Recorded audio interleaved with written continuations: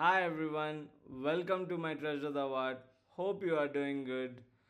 So today Charlotte is going to be painting a picture from the story of the woman with the issue of blood, and she's been waiting for quite a while to paint and share from this story since this is one of her favorite stories from the Bible.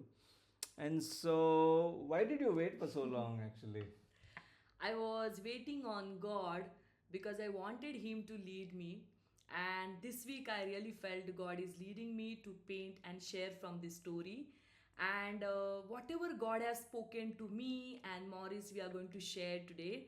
And I hope God will speak to you also through this video. So please keep watching. Ever since I started painting and sharing various stories from the Bible, it has really helped me to imagine and visualize what it must have been like when these events were actually taking place. And some of you have come back and told me about how these videos and my paintings have really helped bring these stories to life. That really is the intention at the very core of what we do on this channel. And we really hope these videos have helped give you a fresh perspective and a spark to imagine and picture the stories and lessons from the Bible. We'd really love to hear back from you. So do leave a comment whenever you are blessed by any of our videos. And on that note, let's get into today's story. So we'll be looking at Mark chapter 5 verses 25 to 34. So yeah, let's get into it. Now a certain woman had a flow of blood for 12 years and had suffered many things from many physicians. She had spent all that she had and was no better, but rather grew worse. When she heard about Jesus, she came behind him in the crowd and touched his garment. For she said, "If only I may touch his clothes, I shall be made well." Immediately the fountain of her blood was dried up, and she felt in her body that she was healed of the affliction. And Jesus, immediately knowing in himself that power had gone out of him, turned around in the crowd and said, "Who touched my clothes?"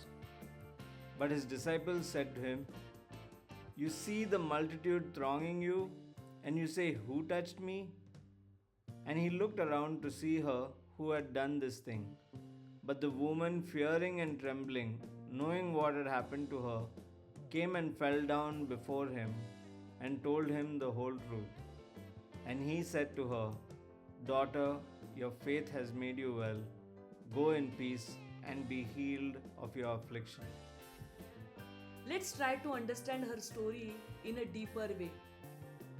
Can you imagine being in the same place for 12 years?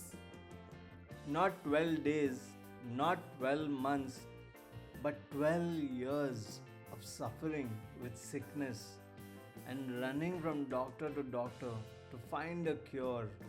And in all of this that she's going through, completely emptying her bank account in her relentless pursuit of healing. That was her condition. And added to that, the social stigma of being an outcast, because in their culture, as per Old Testament law, a woman during her menstrual cycle was considered unclean and had many restrictions. Even her family may have not touched her or may have avoided her over the years. Now, if we try to imagine her condition, we can see her carrying so much pain.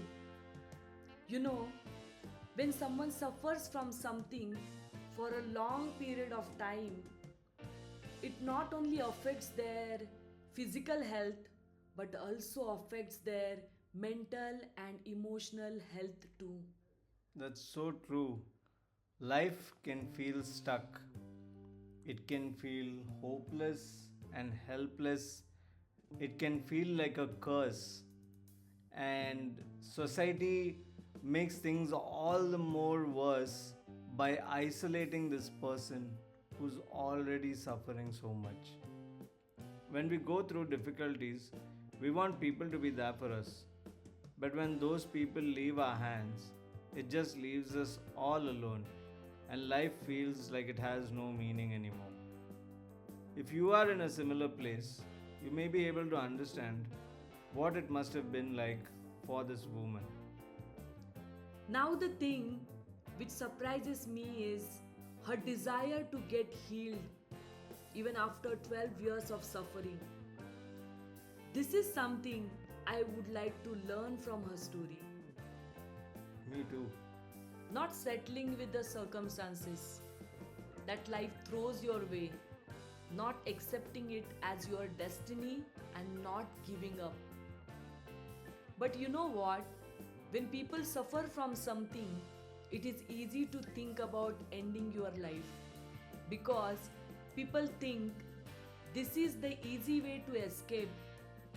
But this woman teaches us by her example that it is not enough to just desire for life and healing, but to take steps of faith towards achieving that.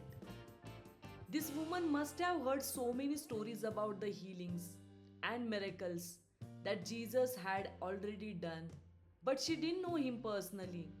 And so, when she heard that Jesus was passing through town, even though she was aware about the law and the risk of being seen in public, she risked it all and decided to take a step of faith and just touch the hem of his garment. She thought if she just got to touch his clothes, she would be healed. She didn't know how Jesus would react. Maybe she wanted to touch the hem of his garment in the hope that he wouldn't realize that she touched him, or that her intention was that if she just touched his clothes, then he wouldn't be made ceremonially unclean by her touching him. And as soon as she touched his clothes, she got completely healed. Verse 29 says that immediately the fountain of her blood was dried up. If she had given up or had just accepted her fate, she wouldn't have seen this day.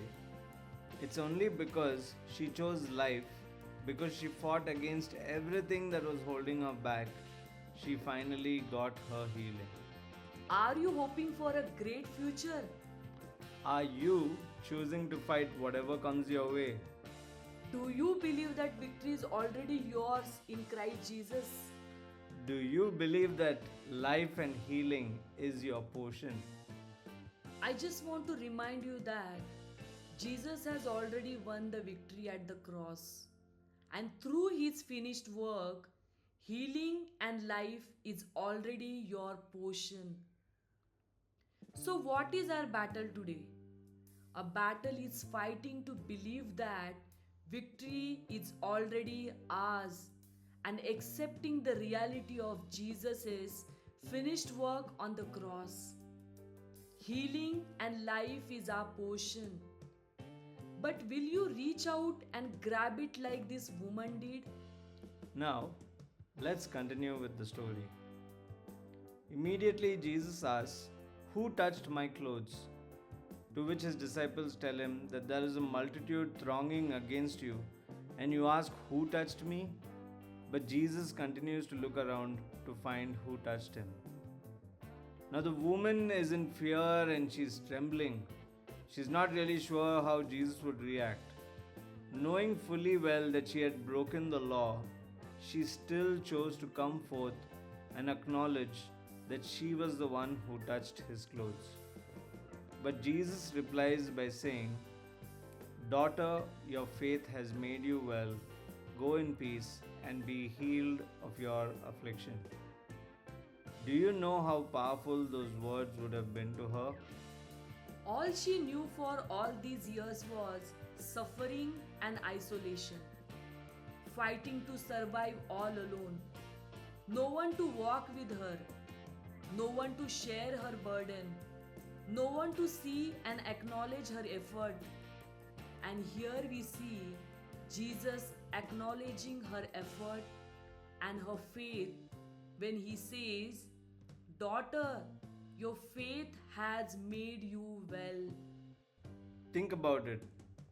This woman was rejected by society for 12 long years due to her condition. And here is this person who she doesn't know calling her his daughter.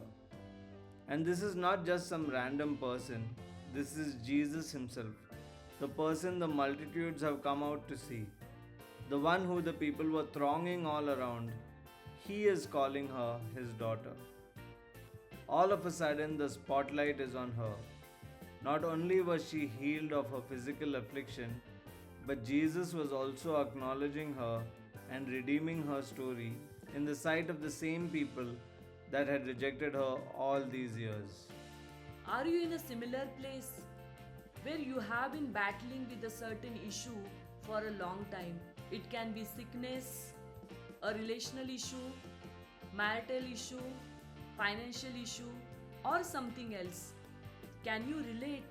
Do you feel alone, hidden, and unseen? I feel like this is so relatable to us today because sometimes when we share our struggles, whether it's PCOS, PCOD, infertility, or any health condition, people immediately put their fears on us. They'll say, "Oh, that means you will have miscarriages," or "that means you'll never have children," or "that means your life will be full of health problems." Even people of faith can speak like that sometimes, adding their fears and struggles to yours, forcing you to struggle in silence all alone. But just like Jesus saw the woman and redeems her completely, in like manner, Jesus sees us too, all of us, our struggles, our fears, our anxiety, and our tiny faith. He sees it all and still works his redemption plan in and through our lives. If Jesus could heal the woman with the issue of blood from her 12 years of pain and hopelessness, then he can heal you too. Your story doesn't need to end the way others expect it to. So keep believing, keep trusting, and keep holding on.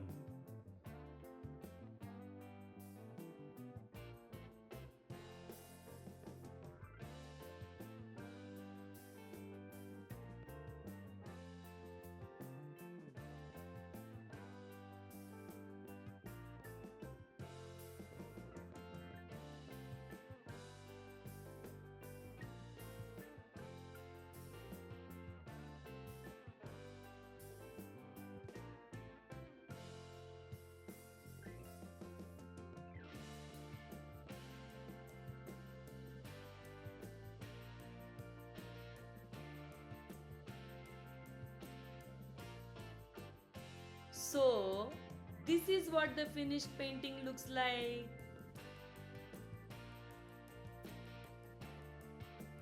We really hope you enjoyed this video and were blessed by it. Please let us know in the comments. And if you're new around here, please do subscribe.